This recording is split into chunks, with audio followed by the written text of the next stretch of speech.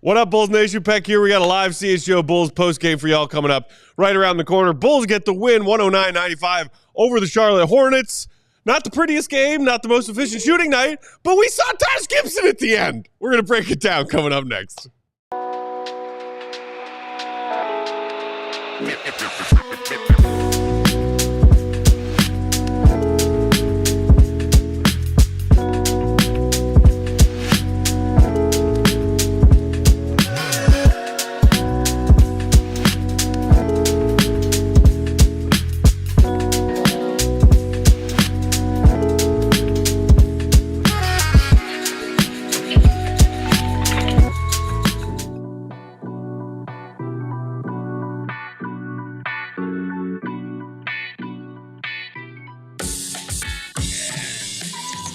What's going on, Bulls Nation? Welcome in to CHGO Bulls postgame. Coming to you live from our studios here in West Loop, downtown Chicago.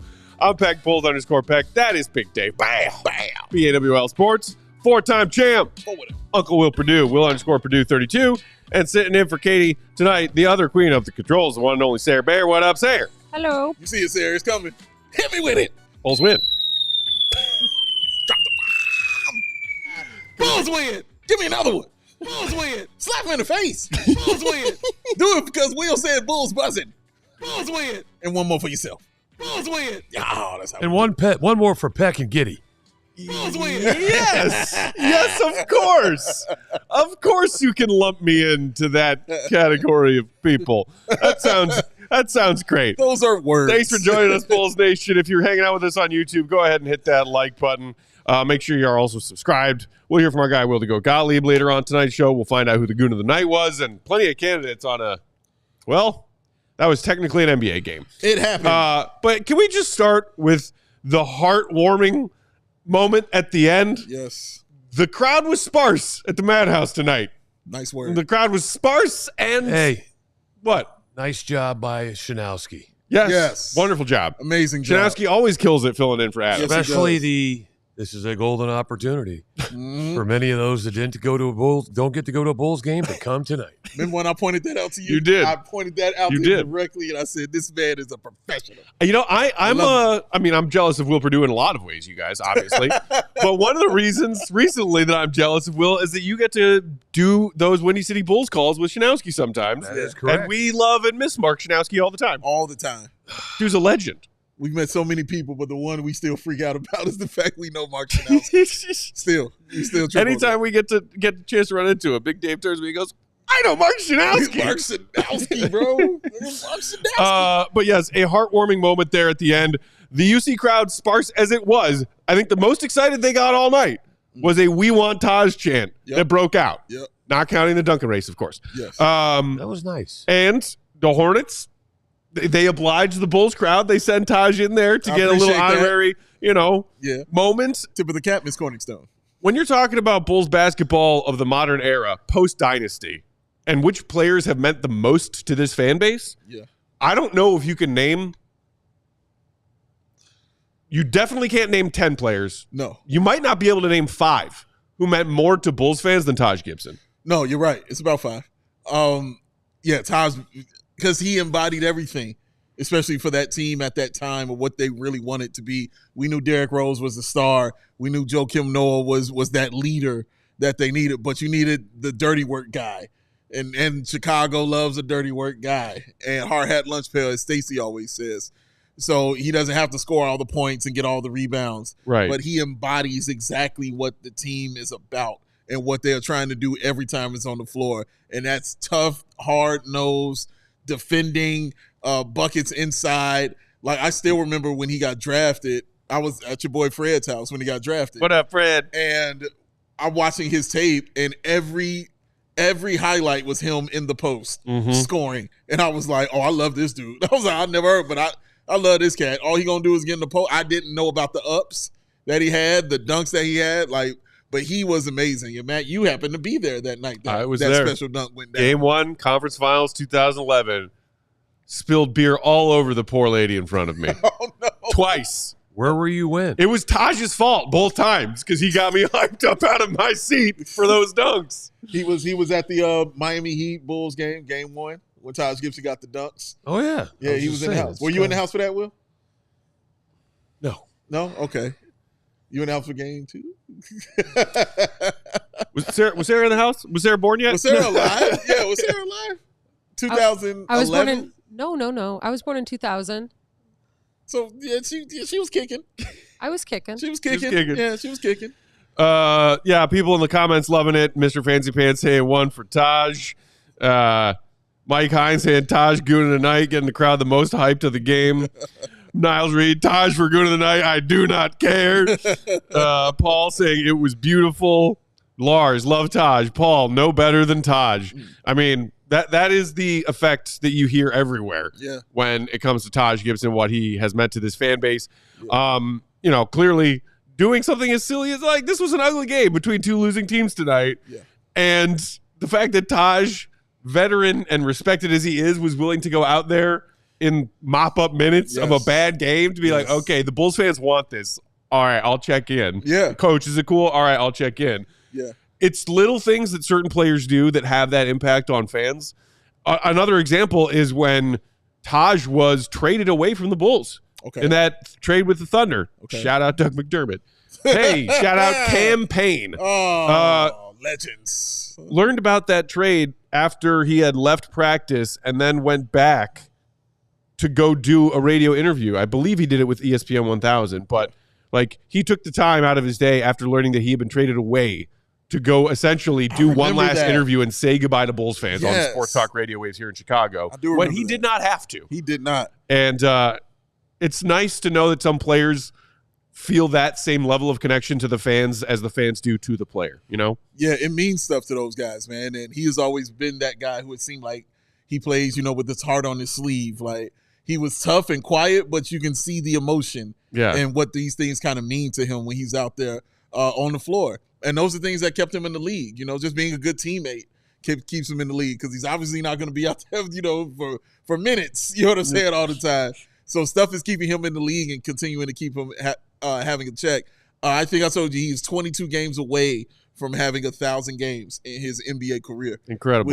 Which is incredible. 16 years he's been around. Just being the same thing, like the analytics. 16 years of hard hat and lunch pail. Yeah, man, like the analytics and all those things, not a three-point shoot, none of that. 16 straight years. Still matters to a team, man. So having that kind of guy on your squad is amazing. So I love watching the ovation and everything that he got tonight. Peck, how much has he made? $93 million in career earnings. That's all you got from that? You were a pro in the wrong era, Will. But still a fan favorite in the hearts of Bulls fans. You got that right. No, listen, Taj was one of those guys. You knew effort was never going to be questioned. Yeah. Mm-hmm. You knew exactly. I mean, it's one of those things when the coach is doing his game plan. He basically would get to Taj's name and be like, I know what I'm going to get next. Right. And he knew when he called his number, whether he was a starter, whether he was coming off the bench, that effort was never going to be questioned. And those guys are the easiest ones and the most rewarding to coach. Fed Moods in the comments saying, kind of on the heels of what you just said, Perdue, Taj has been out of Chicago for a long time and still gets that love from the fans, and it's because of what he showed on the court.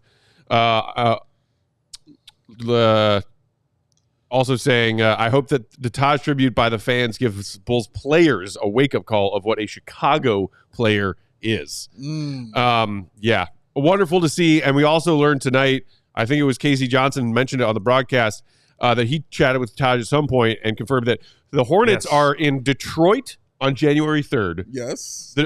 And then they are in Cleveland on January 5th. Correct. Taj will be able to be at D Rose night on January 4th at the Madhouse for Derrick Rose's retirement ceremony. And he will be there. He will be there. So will we. Absolutely. And we will be in the house, Matthew We'll Peck.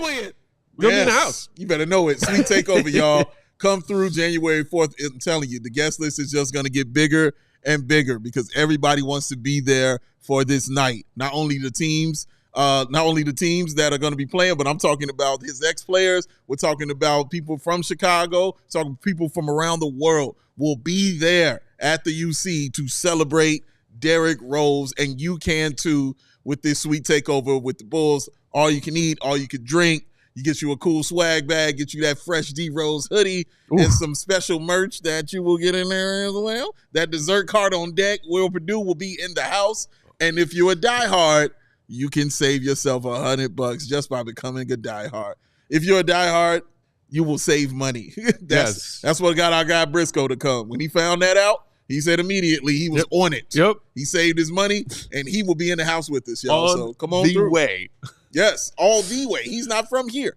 All the way. The Blackhawks suite event is sold out. Sold out. That's sold out in like less than a week. Blackhawks sold out, ladies and Going gentlemen. fast. I'm telling you, don't wait on this. Better get these tickets, man. I mean, if you're don't gonna play yourself, if you're gonna do something, do it up and do it right. I'm telling you, don't play yourself. Don't do it to yourself. You're gonna regret it.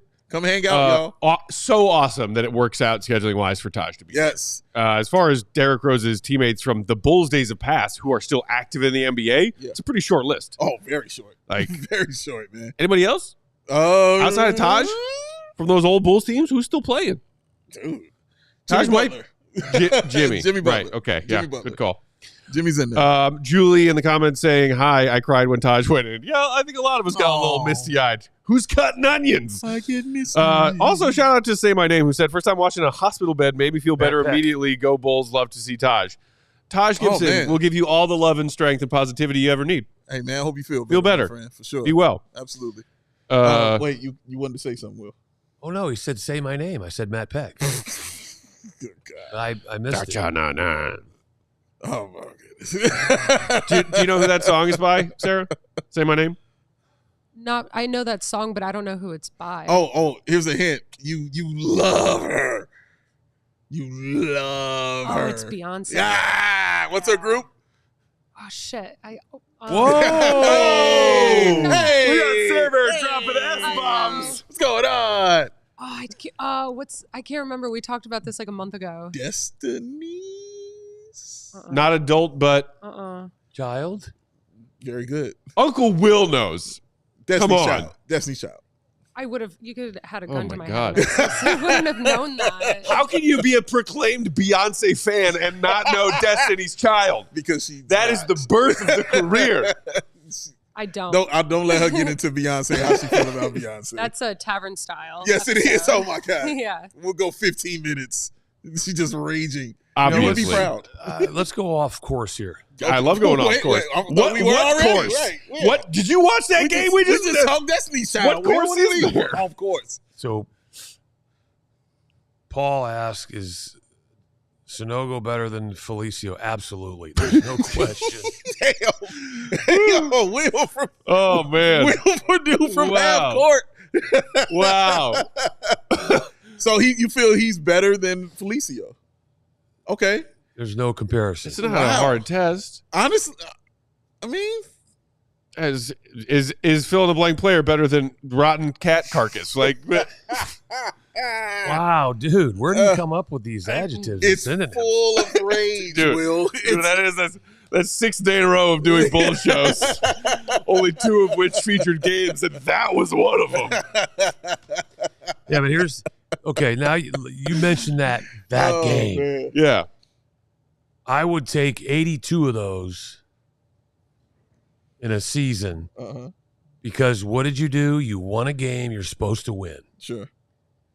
And I don't care how good a team Charlotte is. Bad. That is correct. It's bad by NBA standards, but it's still an NBA team with talent. And if you sleep on it, which Bulls have a tendency to do, True. play to the level of their competition, this could have been a game that they lose when they never should have even come close to losing. I don't say this a lot. Okay. But at no time from the time the game started to the time the game ended did I ever think that the Bulls had any chance of losing, regardless of Billy calling a timeout 48 seconds into the second half or any of that stuff. He also called a timeout under a minute into the second quarter. He did it in back-to-back quarters. In the third, you mean? Yeah. So he said at the start of the second half. Got it. All right. But my point is that I'm glad he did that. Yeah. Because he was sending a message to these guys to stop screwing around. Yeah. Right. This team, they're playing hurt, meaning that if you play hard, they're just going to disappear. Yeah. Right? And they just kind of let him. The only thing that bothered me is they let him hang around. They didn't put him away. Johnny Bach used to say, when you have your foot on somebody's throat, don't ever let them up. Crush them. Good advice. All Johnny right. Bach, over defense. We got to take our first quick break here on CHGO Bulls postgame. When we come back on the other side, speaking of maybe making a point, I want to talk about Billy and his rotation because somebody came back tonight, but it was interesting how and when they came back. That's coming up next. Hit the like button. Make sure you're subscribed while you listen to these ads. Taj was for us. Somebody in the comments called her Swear Bear. Swear Bear. I love it. I love it. Who was that? Paul. Shout out to Paul. Post game tonight brought to you by our friend Ray and his great team at Ray Chevrolet. With 2025 right around the corner. Right now is your chance to save big on your next vehicle. The model year-end sales event is going on now at Ray Chevrolet. Head in today to shop their huge selection of new Chevy models with special model year-end prices. Right now, take 10 to 20% off MSRP on select new Chevy models, or shop over 125 of their vehicles priced under $20,000. As one of the top-selling Chevy dealers in the Midwest, you'll always be able to shop one of Chicago's largest Chevy inventories. Visit our partner this December at their location on Route 12 in Fox Lake or at raychevrolet.com. And if you've heard of that Ray Chevrolet place, I have. You've also heard of that Ray's Price Promise. I have. The one that guarantees to make your next vehicle more affordable than ever, with no price changing, no add-ons, and no hidden fees, ever. Great call and response. That means the incredible prices we're talking about right now, the prices you see on their website, are the same ones you can expect to see when you go and shop Ray Chevy in store. Say, hey, I want that car for that price. If anything, he and his team will do even more to find you even more savings when you come to the dealership. Yeah. Shop the model year-end sales event all month long by visiting Ray Chevrolet, Fox Lake, or raychevrolet.com. Beer. Yep. Drink it. Yes. It will calm you down. Thanks for reminding me. It'll chill you out. I'm here for you. 21 and over, please drink responsibly like Swear Bear would. Between work. So irresponsible, that one. Yes. Between work, social media, and choices life throws our way, you just got to embrace chill. It's no wonder we're more worked up. Coors Light celebrates rising above and choosing a chill mindset. Why not turn that rained out barbecue into the will to go Gottlieb and Will Perdue 1004th annual karaoke house party. Number of Taj games. Originally held at Swear Bear's house, but she cursed everybody out and kicked She's her grounded. out. Yeah, she's grounded. Get the out. Mama Sarah said, get out of here. Or after a tough loss. Something like that. Yes. After a tough loss, settle scores with the Ice Cold Peace offering. Make the most to choose chill, then reach for a Frosty Cold Coors Light. It's that mountain cold refreshment, because when those mountains stir blue, oh yes, you know what to do. It's cold lager, cold filtered, and cold packaged for a smoother finish. So when you embrace chill, it's a good time to choose chill and crack open a Frosty Cold Coors Light. That mountain cold refreshment that is crisp and refreshing as the Colorado Rockies. Make the most out of those times to choose chill. Choose Coors Light. Get delivered straight to your door via Instacart. But go into CoorsLight.com/CHGO Basketball. It's CoorsLight.com/CHGO Basketball. Celebrate responsibly. Coors Brewing Company, Golden, Colorado. Yeah. Sorry, I'm texting my buddy. Oh, that's what the point is for, Will. I recognize things. Well, my wife's out of town. Okay. Hi, honey. She's watching in Oakland right now, actually. Hey. And a buddy of mine stopped by to let the dog out. Who? Who? Oh, you ain't get an that owl? Who let the dogs out, Will? You remember that song, Let the Dogs Out? Come on. I know that song. Right, I'm a little... Swear Bear says she knows the song. Did you catch that one? I didn't catch it. Dave and I are just missing on both ends. Did the dog get let out? Yes. Okay, good. We all good. I was instructed on what the dog did. Mm-hmm. Oh, here. Sarah, if I send you a picture, can you put it up tonight? Yes. Okay, it's going to take me a while to send that, though. What? These are jokes. We don't allow the jokes to happen. Has the picture been sent? Case rested. In the meantime, people in the comments are giving me shit about Giddey having a good game. You want to talk about Giddey having a good game? Why are y'all doing this? James Knight said, hey, Peck, your boy Giddey with a +15 question mark. Paul, so when does Matt talk about how well Giddey played? Giddey had one of his better nights tonight. Here we go. In 29 and a half minutes, 15. He was a +15. 17 points, 7 of 13 from the field, knocked down 3 of 8 from 3. Yeah. including his first 2 that he took confidently. 9 boards, 7 assists, flirting with that not quite triple-double that Giddey is wont to do when Giddey has a good game. Yeah. Yes, he was a plus 15. Jaylen Smith was a plus 14. Zach was a plus 17. Mm-hmm. Lonzo, 12. Modest, 11. Talen Horton-Tucker, 12. There was only 1 negative for the Bulls in the plus-minus column tonight. And we'll get to this in a second because it was Patrick Williams as a minus 15. But I tend to look more at plus-minuses when there is a standout from the collection of what the team is doing. I'm not going to praise Josh Giddey on tonight when he and his teammates barely managed a comfortable win against that joke, that excuse of an NBA team called the LaMelo-less Charlotte Hornets. That's what they're called. Josh Giddey also had 5 turnovers tonight, by the way. 2 of them in the backcourt, just doing dumb shit. So, yes, golf clap, Pelosi clap for Josh Giddey. Hooray. I do like the 4 steals from Josh Giddey. Any defense you get from almost Josh Giddey, made up for the turnovers. Yeah. Any defense you get from Josh Giddey is a plus. Sure. So him getting 4 steals was key. Talking about moving the goalpost, but okay. No, any defense. All right. I'm like, oh, he plays the defense. He got it. Let's do it. It's good. So getting defense for him is great. But getting 4 steals is awesome as well. But yeah, the 7 assists is great. The 17 points. I'm not over the moon about because of the competition they were playing. You're right. But hit his first 2 threes, like you said, took them very confidently. That was really good to see. He took 8 threes. Like, wow. We haven't seen him do that since the season kind of started. He was just on that roll. He stopped taking them because he stopped making them. This is true because he hit his first 2 and then hit 1 after that for the next, 5? So, yeah. But the 9 rebounds was great. I thought he was really good rebounding the ball. I thought he was good offensive rebounding the ball. Getting in there and causing that kind of havoc was really good. So, yeah, he plays in a kind of under-controlled recklessness when he plays that I actually do like. So, yeah, I like that aspect of his game. I do feel like Matt. Like I'm just not over the moon about it. But, yeah, you give him credit where credit's due, man. He put up the numbers. He had a good game. And he did what he's supposed to do against a inferior competition.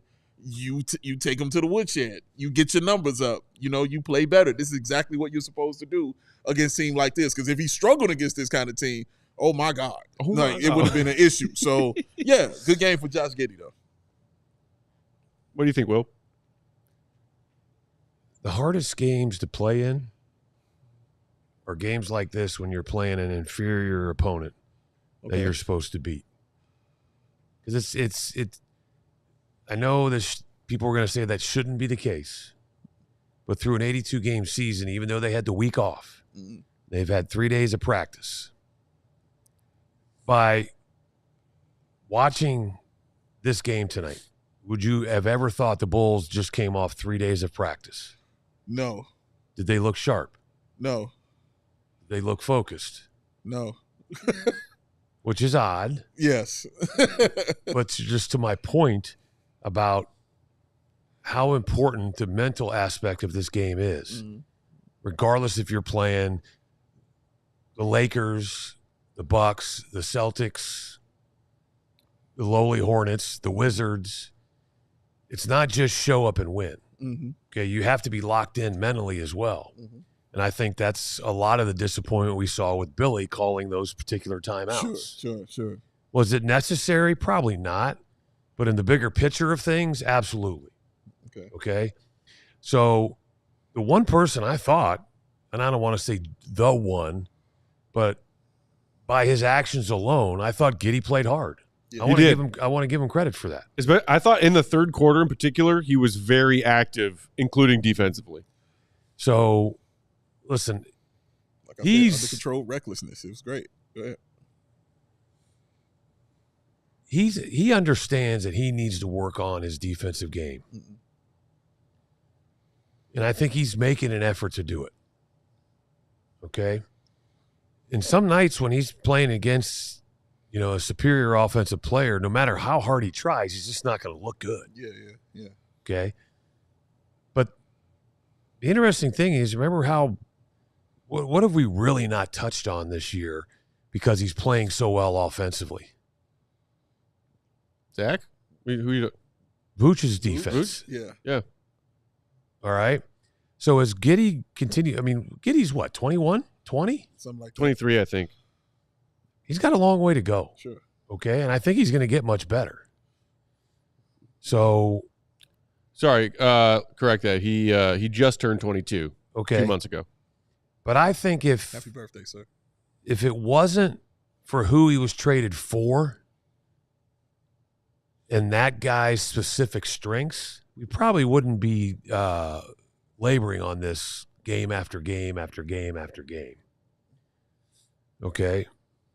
But because of who he was traded for and that individual was a defensive stalwart, that's kind of what always jumps out at you. Mm-hmm. Instead of what he is doing, it's what he's not doing. At the end of the day, this is about all these guys getting better, technically playing with effort but still losing, which is hard to do. And it's Sarah laughs, but it's very difficult for these players that have pride to go out there kind of understanding what an organization is going through. Mm-hmm. All right?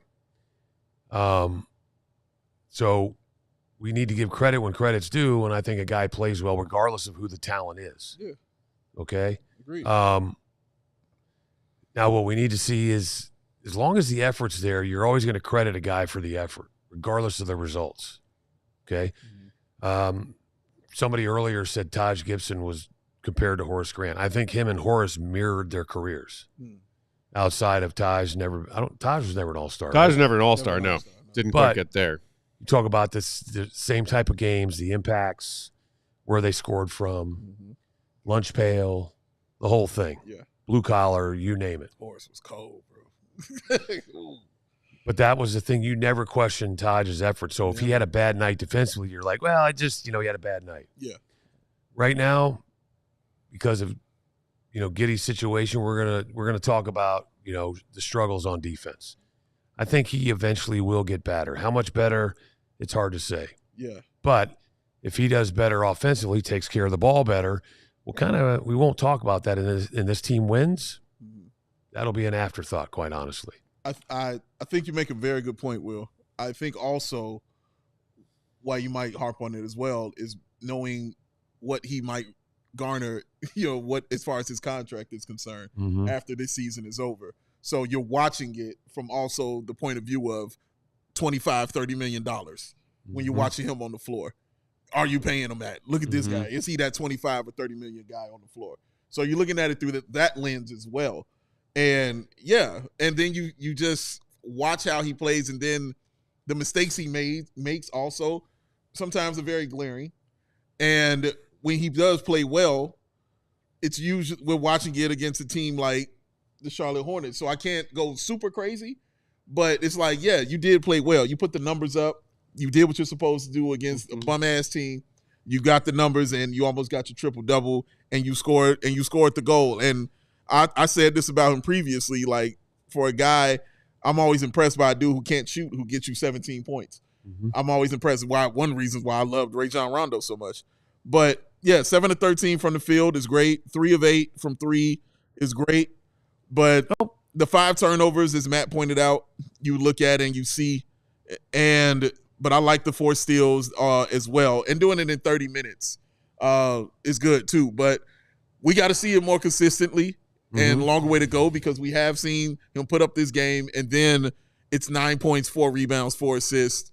It's 4 points, 3 rebounds, 6 assists. And you just want to get some kind of consistency going for him as well. So if he continues to play this way, that easily shuts people up, because we were praising the crap out of him when he was shooting that 50% from the 3-point line. So, that's how it goes. And your thing about I know. We'll get to him after. We got to take another break. Were you going to say the coach here? No, I was going to say that you guys, I think with Monday being a road game, Gottlieb will be sitting in this seat. Yeah. But I have a feeling, because no Scotty Barnes, you're going to see a very similar game on Monday. I hope so. Probably. And you'll probably be having the same conversation Monday. Well, and, Dave, you saying, hey, Giddey had a good game against a bad team. Can you all recall the last time Josh Giddey had a great game? Because it was against the G League Brooklyn Nets. Yeah. Real quick, I know we got a break, but Fenmood saying Giddey does try and play hard. I'll give him that, just not as hard as Caruso. I hate that they gave up Caruso without even getting a pick on that. Previously to that comment, James in the comments said Josh is getting judged on the Caruso swap. I disagree. He might be getting judged as a player because he's here instead of Caruso by some Bulls fans. I don't think that's right, and that's not why I judge Josh Giddey the way I do. I judge the Bulls front office for that trade, because those are the people who deserve the blame for losing that trade so badly, which they did. I judge Josh Giddey on what he's doing on the floor and whether or not he makes this Bulls team better. And more often than not so far, he doesn't. We got to take a break. When we come back on the other side, Willie Gottlieb joins us from the UC. Hit the like. Here's some ads. Post game tonight brought to you by Game Time. Game Time is focused on togetherness this holiday season. That means when you bring people together at live events, the experience is that much better. It's a thing. And it's also the perfect gift. I love going to not only sporting events, but concerts, theater, comedy shows, and I like doing it with people. It's a thing. Friends, family. Game Time has a new feature called Game Time Picks that makes getting tickets for live events around the holiday season even easier. Game Time Picks filters out the fluff to show you only the incredible deals on great seats, so you don't have to waste time searching through thousands of tickets. With Priority Game Time Picks, their curation makes it even easier to save more on sports, concerts, comedy, theater, and more. All-in pricing, a toggle feature on the app that allows you to show the upfront total with no surprise fees at checkout, which everybody, of course, hates about certain ticketing sites. And, of course, very important to me, Dave, tall people, short people, all kinds of people, the seat views. Got to have them. The seat views, exact seat in the stadium, in the arena, in whatever venue, so you know what exactly the view is from your seat before you buy a ticket for it. Plus, the lowest price guarantee on Game Time means that they will credit you 110% of the difference if you ever prove to them that you found the same seat, the same ticket on a different site for a cheaper price. Game Time ticket coverage also means you're covered. Your purchase is covered with the most flexible customer service policy ever in the ticketing industry. So take the guesswork out of buying tickets with Game Time. Download the Game Time app, create an account, and use promo code CHGO for $20 off your first purchase. Terms apply. Again, create an account and redeem with promo code CHGO to get that $20 off. Download Game Time today because Will Perdue, what time is it? Game time. Well, we are sponsored by the Chicago Sports Network. The new home of the Blackhawks, Bulls, and White Sox games. CHSN will broadcast more than 300 live games per year across the Blackhawks, Bulls, and White Sox, and will feature a full lineup of original Chicago-focused sports content. They are Chicago-based, they are Chicago-built, and they are Chicago to the bone. And they're bringing it to every corner of Chicago across our beautiful 77 neighborhoods and beyond. At CHSN, Chicago comes first, not second, first. Visit CHSN.com for more info on how to watch Bulls, Hawks, and Sox games all season long. And after you watch those games, tune into the post games for all three of those teams right here on CHGO. Beep, beep. That's right. And shout out to Paul, who told me I have a great advertising voice. Well, you do. I appreciate it. That's why the people are here. You know when your voice sounds really good? Yes, I do. I do, Will. Speaking of people being here, Sarah, it's time to bring in the other Will. That's where he's the GOAT! The GOAT! Joining us on that Go Talk Hotline live from the United Center, it's our one and only Will to Go Gottlieb. Follow him for his Bulls updates. Will_Gottlieb. Follow him by reading his stuff at allchgo.com. Goat, this was not a pretty win, but a win nonetheless. The Bulls shoot 39% from the field. That's okay, because the Hornets shot 35% from the field. What was the headline from Billy or one of the most interesting post-game comments from players on a night when they didn't play pretty, but they got the job done? I think the real story out of this game was the love that the Chicago Bulls fans showed for Taj Gibson, because that was awesome. We spent the first 10 minutes talking about that. I'm glad, because it deserved it. It was a very cool moment.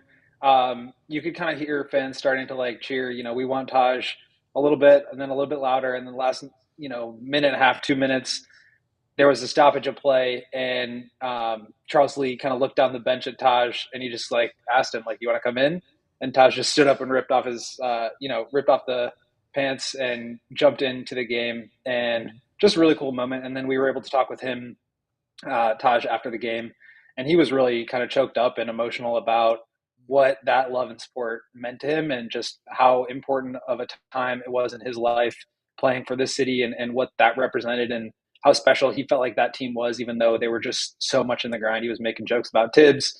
We asked him about Derrick and, the retirement ceremony that the Bulls are going to have for him in about a month and a half, which, by the way, very cool event that you guys should be joining in on. Takeover, thank you.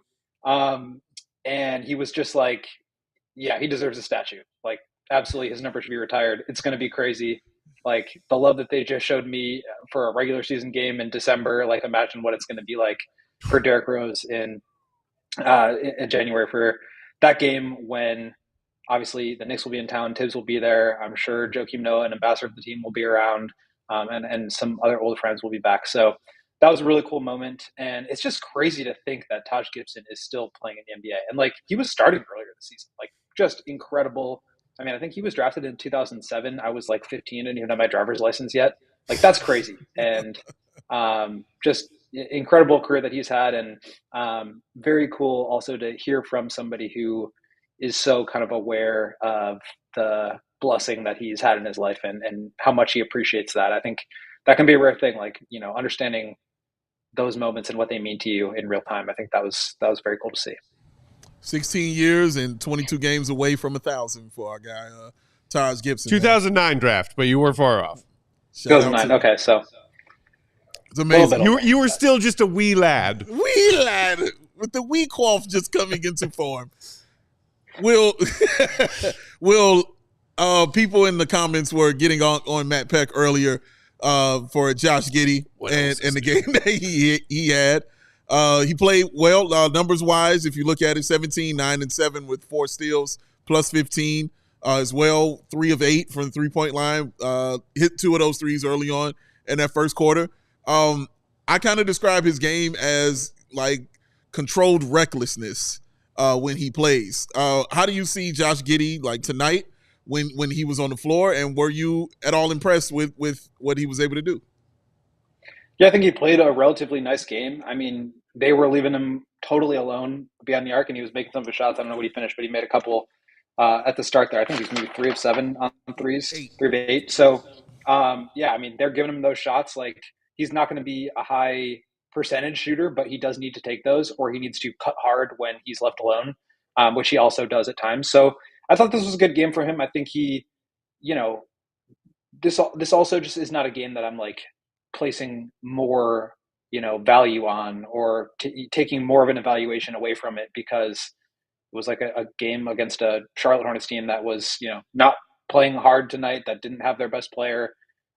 So it's just a data point. I'm not saying that it was a bad game. I think it was a great game for him, but it doesn't like change my perception. It's going to take a lot more than just one night against a bad team in order to do that, because the Bulls have won 11 games now, and there's been a handful of games where he looks good. There's been a handful of games where he doesn't. And I think, the evaluation that the front office has to make when they decide, do they want to keep him longer term, is going to have to be more than just how did he play on Friday, December 13th against the Charlotte Hornets. So great game from him. Obviously, he's a very solid rebounder. He's a good playmaker. We know all these things. But yeah, I just think the bigger picture is kind of what's more important, and this was a good step in the right direction. Agreed. So when you were 15, did you have zits? What? Yeah, I did. Who didn't have zits when they were 15? What did you want to talk about for this game? What did you want me to ask him? Well, honestly, I wanted to get Goat's take on what we saw from Patrick Williams in his first game back. Yeah. We haven't even gotten to that. Why even go there? Because we going there. Because I want to hear what Goat said. Did you guys talk to Pat after this game? No, we did not talk to Patrick. We were kind of spending more time in the Hornets locker room today talking to Taj than in the Bulls, quite frankly. But I think, look, it was not a good game from Patrick, but I wanted to say what I just said about Giddey because I think it applies to Patrick too. this was one game in December. This is not the whole evaluation of him. Obviously, him coming back from a 10-game absence, he played 14 minutes and was, 1 of 7 from the field, 0-5 on threes. Not a good game from him by any stretch, but it was one game, and I think he'll continue to work his way back into form. But I also think that there are some positive signs there. Like Billy mentioned this, and we've talked about it a couple weeks ago when he was playing. Like I feel like there's kind of a light bulb that has flicked on in his mind where when they're playing small or when they are in transition and there's a cross match and he's got a guard on him, he kind of understands like, okay, I'm going straight to the block. And I feel like he did that a couple of times. Billy called that out as well. But yeah, I mean, overall, not the best Patrick game. But I'm kind of treating it the same way that I'm treating the Giddey game, which was like, we know what we know about Patrick, and it's going to take longer than just one game back after a 10-game absence for me to really change my opinion about him. I do have a legitimate question. Oh, Okay. All right. Here we go. Okay. In watching the game tonight, I thought, I just want to get your opinion, Will. I thought Modest was his own worst enemy because as he played, I think his effort just kept getting ramped up and he tried harder and harder. He missed a shot. He missed the next shot. He missed the next shot. He did have 3 blocks on defense, but I think that what you saw tonight was a rookie he compounded one mistake after another, not because he was doing something wrong, but because he was trying too hard to make up for what previously happened instead of just relaxing and playing basketball. Yeah, I think that's a good perception of it. I think that I would agree just in terms of like, obviously when you're missing shots, like, I don't know, I feel like it would be natural for you to try to, like you're saying, press a little bit harder on that next play and try to make something happen to make up for that. And there's going to be nights where you like have poor shooting like that just happens. I think he did a little bit more defensively. I like the way that he was like attacking some closeouts and trying to get to the paint. But I think the big thing for him is just like, once he gets into the like restricted area, if he doesn't have like an open runway where he can dunk it, like he has a hard time finishing in traffic. And I think that's a strength and physicality thing that he's just going to have to get better at and improve at for him to really take the next step. But, Billy said this after the game, and I agree, like, this was, I think, a good game for him in terms of it being a learning experience. And, like, how can you find new ways to impact the game if your shot's not falling? And Billy was like, I'm not saying I'm, like, happy he missed a bunch of shots, because obviously I'm not, but, like, I think that forced him to have to think about, okay, what are some other things that I can do? I'm going to start attacking the basket on closeouts and pump fake and drive. And so I think those are things that are going to help him longer term. But for me, it's just like, that's why I think minutes are so important for young guys like this, because when you miss shots and then you get pulled, like that's where I feel like the confidence can go. And that's where I feel like you can't really learn from your mistakes. You just are kind of letting them pile up. And so you have to like face those head on and continue to get more minutes so that you can work through them and learn from those mistakes to where you're not making them in the future. And so I think this was a good learning experience for him, and hopefully he kind of takes the right lessons away from it and how can he affect the game and continue to do so even if he's not making the shots. Will, did it surprise you of when Patrick Williams got his minutes? Because we saw THT, we saw Lonzo, we saw Modest, we saw Sanogo all get in there before Patrick was able to. Did that surprise you, or were you like, that's just par for the course? Well, we knew he was going to be on a 20 to 24 minutes limit tonight. And so it didn't surprise me that he wasn't starting. Billy has said in the past that, like, especially when you're on a minutes limit, it's really hard if you want to close with a guy to also start him, because then there's those like long gaps during the middle of the game where you're just on the bench. And I think that can be hard for guys. So it didn't really surprise me. I think what surprised me more is just like kind of how they used him. I mean, Vooch was obviously out tonight. They had Jaylen Smith starting, and then Adama played a little bit as backup 5, but they also went small with Patrick at the 5. We were able to do a little bit more switching. They even like tried to get him the ball, not saying like they were making him the point guard, but like they were inbounding to him to get the ball up ahead quickly to try to get into their, zoom or pistol actions to try to just like initiate the offense, which is something that we don't typically see from Patrick. So I think Billy was trying to give him a little bit more responsibility or new responsibility and just kind of test out some stuff with him, which I think is good. I think that's what they should be doing this year in general. But yeah, I think the fact that he only played, 14 minutes on a night where he had a 20 to 24 minutes limit. Like maybe a little weird, but again, I think they're just being cautious with him in terms of preventing inflammation or further aggravation with that foot. So 1 game sample, I think we'll see how that progresses on Monday, but definitely something to keep an eye on. Didn't necessarily think it was Billy Donovan proving a point that he was the last man of Billy's rotation to enter the game. Yeah, I don't know. Let's see how it goes on Monday before we make any calls on that, I'd say. Okay. I thought it was interesting. That's fair. Thought it was interesting that Pat was the last one to check into that game. Goat, before we let you go, who is your nominee for Goon of the Night? The Flashes. Beat the man! You gotta beat the man! No, sir. Fair. You know, you guys I'm were all asking him silent. for his nominee before we let him go. I went silent because I got to think about Everyone this one. was silent. Yeah, he had to I think. think I think I'm going with Taj because Taj just like the game, the fans like that happening to him and the response to it, and also kind of behind the scenes, like he saw Cody Westerland, our guy from 670 here, Shout out, Cody. who covers the Bulls as well, and he was like, "Man, you look great! Like you still doing this?" Like it was funny to just kind of see him in his old stomping ground, seeing his old people, and yeah, just Taj. That's a good one. Go. We appreciate you checking in. We appreciate the insights and the intel. Enjoy your well-earned weekend, buddy, as we will talk to you on Monday when the Bulls are back in action, and you will be in studio with us, Bulls up in Toronto. The what is it? Play-in rematch against the Toronto Raptors. Let's go. Consolation prize. Wonder if Bulls DeAndre Nation, Rose follow. will be in the stands. Consolation bracket. Follow Will Go, Will_Gottlieb. Read his stuff. Hey, timing. Look at the timing. It's start That's how you time. know it's time for me to go. AllCHGO.com. Go to bed. Bye. Peace out. Go. Okay, if you insist. Before we do get to Good Night, there's one more thing I wanted to touch on, y'all. What? Left Briscoe. Midnight with the fellows. Okay. Blueberry house. Yeah, dude, for real. What was that? And I love how whoever the cameraman or camera woman was, like started from the bottom, And and then then let panned you see up, all of it. and then like as you saw more of the outfit, you're like, "There's no way this isn't LaMelo." And they're like, "There it is." That was quite the outfit.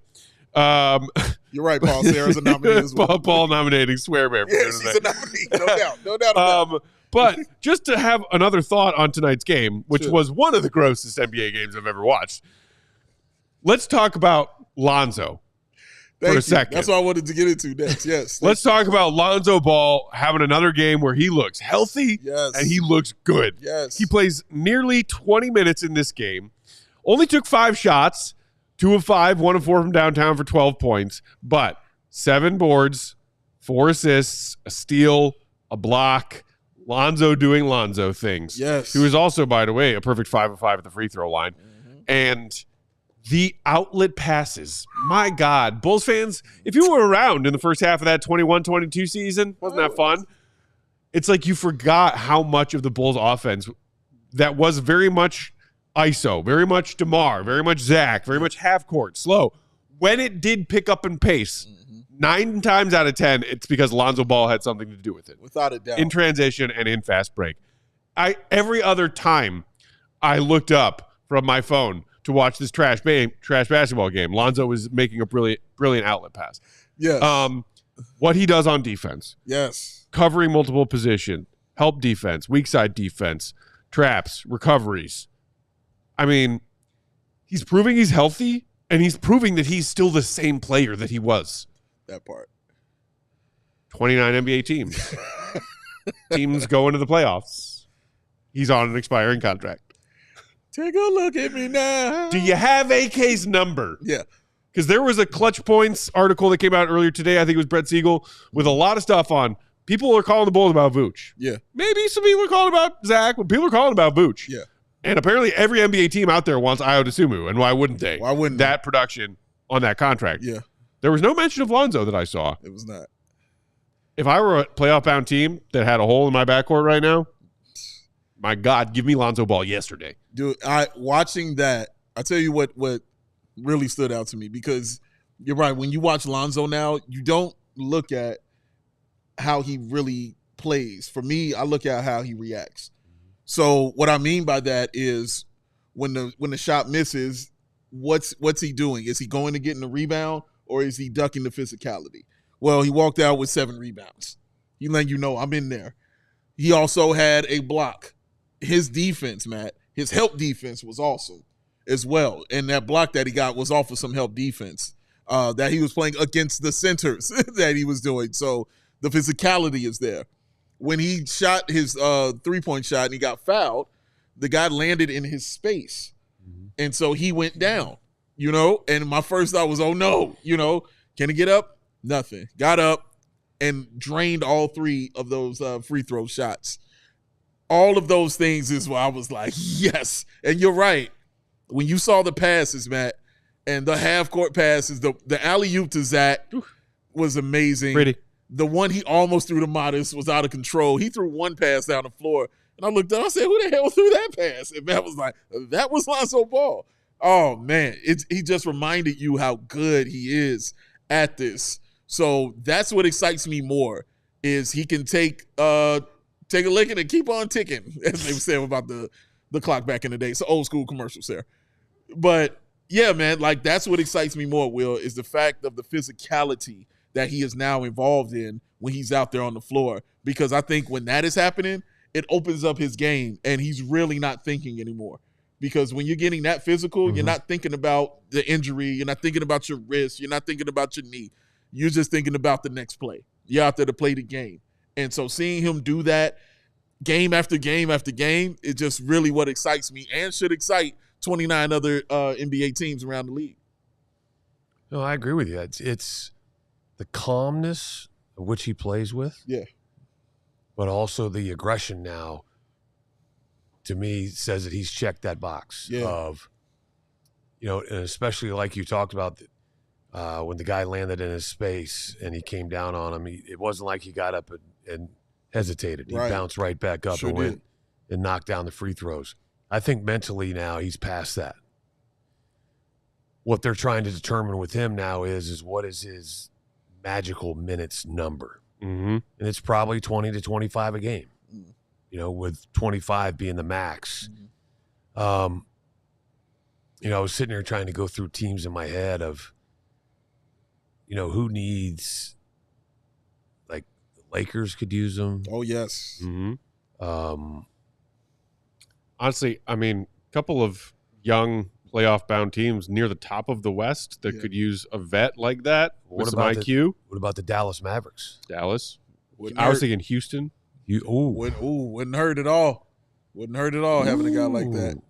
As your backup. Being able to work with some of those younger guys. Yeah, man. Kind of guys that Lonzo can run with those outlet passes. Passes he would throw them. Yeah, but to share with them what he sees when he's playing. Yes, that vision. To help them, understand the game better. Yeah.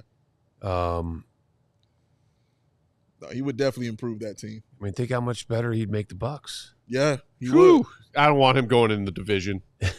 No, thank you. No, I don't thank either, you, but please. I'm not picky at this No, point. thank you, please.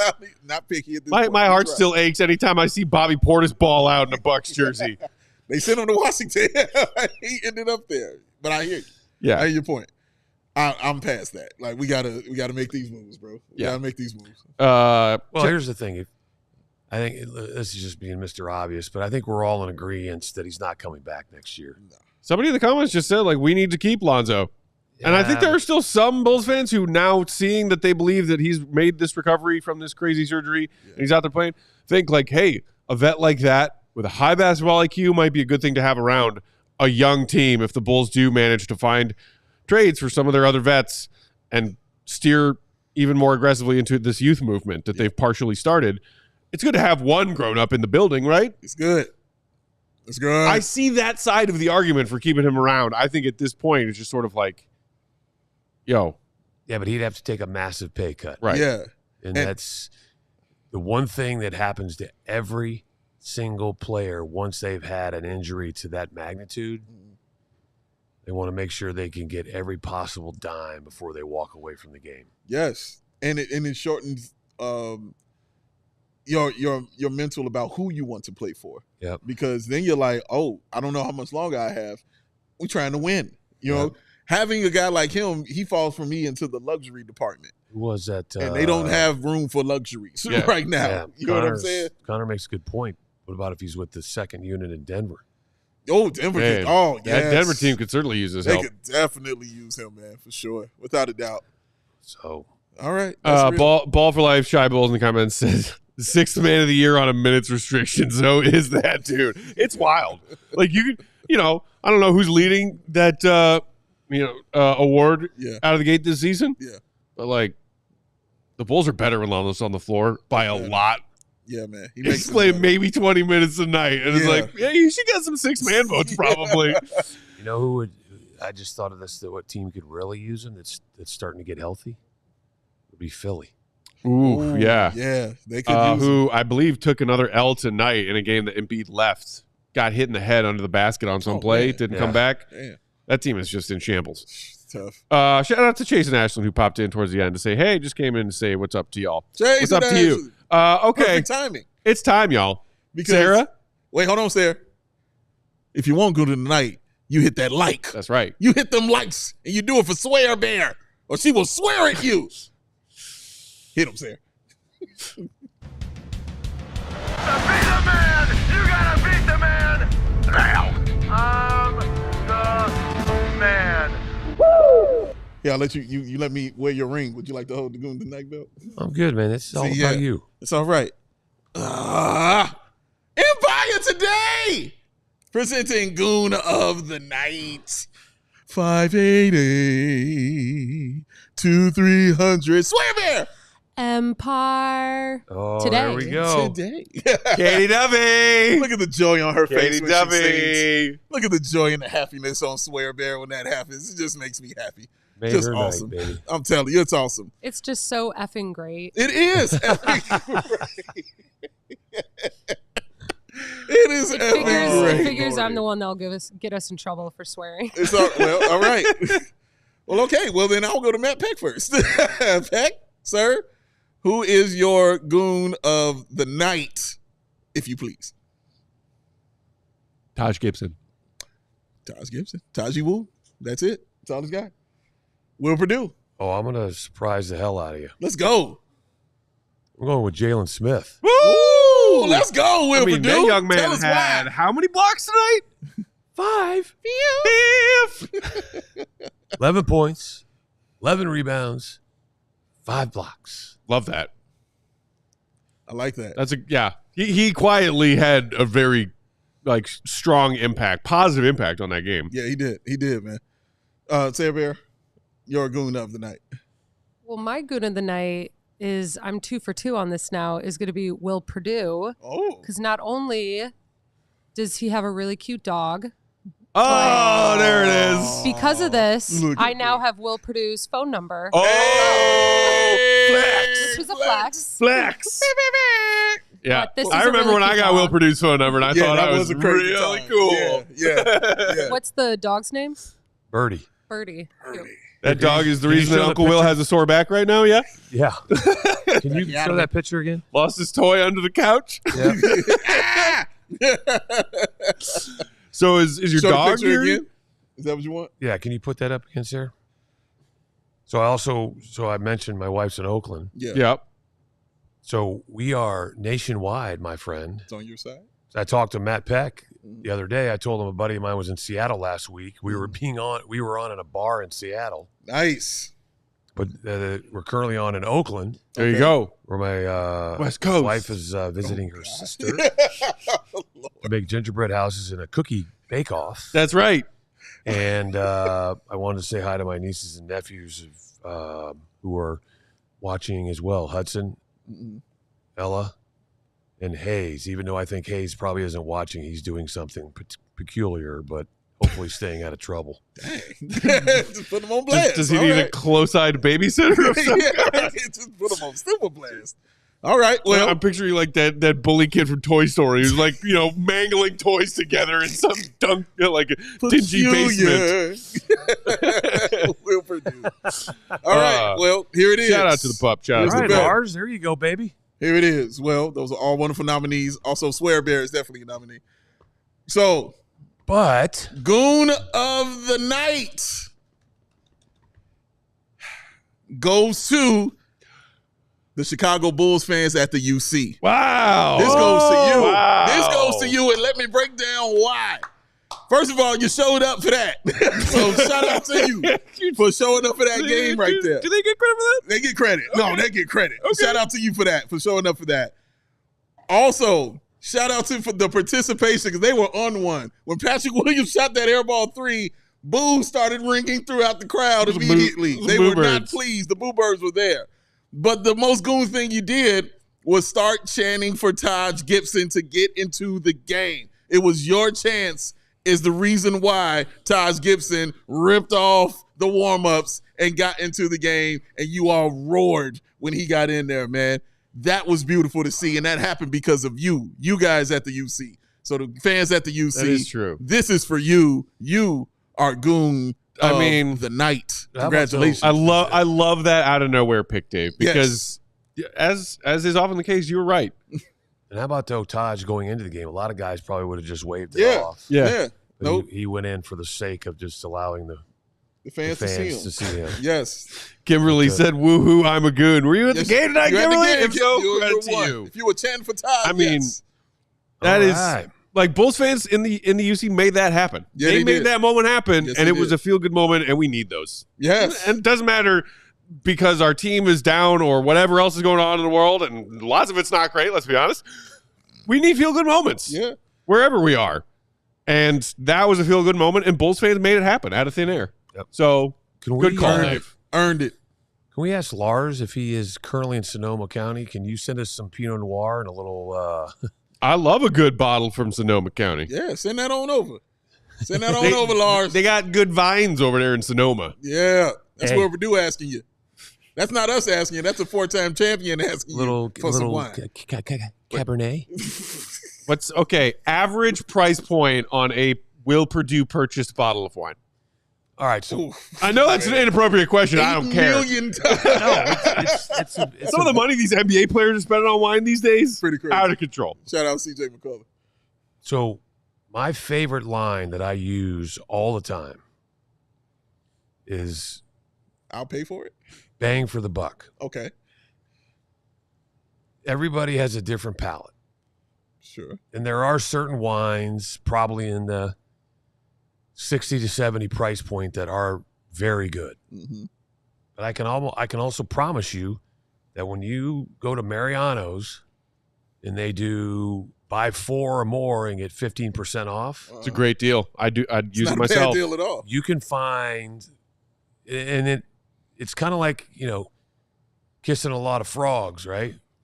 But you can find some really nice low price point wines Okay. that are honestly between $12 and $16. See, I trust yeah. Will Perdue. He's going to find You can the deal. find good wines in any price point other than the very, basement price point. Lars says he got you, man. There you go. He recommends Ectimo Vineyards? Ectimo? Ectimo. I'm going to go with Ectimo. Yeah, check it out. There you go. There's your answer. All right. He's going to hook it up. So I have A vineyard? no, I'd love to have one though. Okay. All right. But I have a company, and I'm drawing a blank at the name at the moment. That's a it's called flex. it's a Napa winery. They just deal in I was close. in small batch wines, usually 200 cases or less. What is a batch wine, Will? People don't know that. Well, like you have some companies that mass produce wine. Okay. They make thousands of cases. Uh-huh. Usually, most of their cases are 200 or less. Uh-huh. So Small volume, small inventory. yeah, you won't hardly see any of that in the Chicago area. Okay. Because it never makes it this far west or Okay. east. Okay. So I like to try to get stuff that's rare. I have don't go to Wine Spectator because they have you get paid for ads. So when there's ratings, I think they're kind of skewed. Don't go to Wine Spectator, kids. Okay. Actually, There are adults, kids other shouldn't people I have a little more trust for. A lot of people that I've learned from on social that will say, hey, if you drink A, you should probably be drinking B, right? Because there's a $30 or $40 price point. Okay. So I'm more about bang for the buck. than I am about, ooh, hey, look at me. I'm drinking so-and-so. To me, that really been there, done that. And then Shout out. The flex. Then you just realize you were just wasting money. Ooh, the flex, though. It's quite a flex. I mean. But you also got to pay attention because there's certain wineries out there that live on reputation alone, but the actual winemaker is no longer there. The person that used to make all those or pick the proper grapes and blah, blah, blah, that person is no longer there, and the product is or the company was bought out by somebody else. Yeah. The name stays the same, but they made a lot of changes, and the product's just not the same. Probably Johnny Furphy. I'm sure Furphy's involved in this. We're going to get to the bottom of it. Classic Furphy. Furphy, you might know your way around an Aussie beer or two. You know nothing about Sonoma County grapes. Johnny Furphy wants it all. He wants it all, Sarah. Shout out Neo Duty A for the super chat just under the buzzer. We appreciate you. Appreciate everybody for hanging out with the chat with us on a Friday night. Bulls back in action. Neo Duty just asked also, you guys still doing tickets for D Rose night? Yes. Yes. Where were you earlier in postgame or pregame? We told you. Well, we told you about it. Get them now, y'all. No harm. Yes, here it is. There are still a few tickets available. They are moving quick, and it is limited. And just for you, Sarah Bear is going to go ahead and drop that link right there for you. There you go. Also, ahead. if you aren't yet a diehard, sign up to become a diehard. Get a significant discount. On this Top Shelf Takeover event. Yes. In the suite. Hanging out. Lars, honored to talk wine with y'all. Honored to talk wine with you, Lars. Honored to talk wine with you. Anytime. We are out of here for tonight. Follow Will_Gottlieb for his reporting. Read his stuff, allchgo.com. Uncle Will is at Will_Perdue32. He's got a cute dog and a bad back. It's a family out west currently. Big Dave is at BAL. BAWL Sports. I'm Bulls_Peck. We are CHGO_Bulls. Shout out to the one and only Swear Bear on the control. I don't think she's living that one down. Hey, Mama Sarah. Bulls are off Saturday, Sunday, as are we. It's a beautiful thing. Enjoy your weekend, Bulls Nation. We'll be back for pregame Monday night. Bulls, I believe it's a 6:30 tip, so 6 p.m. pregame Central Time. Absolutely right. Simultaneous to Bears Monday Night Football. Yes. It's going to be a time. It's going to be a time, y'all. CHGO headquarters is going to be bumping. We'll see what happens. But join us there for pregame either way. Enjoy your weekend. Stay safe. Stay warm. See you, be good. Love y'all. Love you, Taj. Hey, Mama Sarah. Peace. We all silly like the mayor.